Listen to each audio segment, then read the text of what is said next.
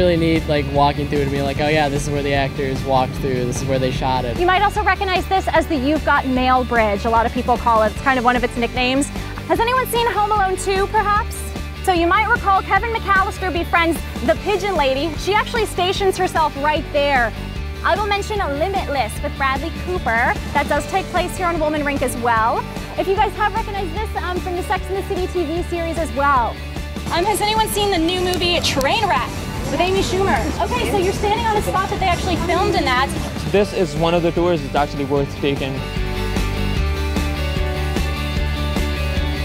I think every single tourist that comes to New York should participate in an on-location tour. It's specifically Central Park tour because you get to see the sights, you get to be a part of nature, you get to see how New Yorkers relax. I enjoyed it a lot. I think it was very informational. It was really neat getting to see a lot of the park.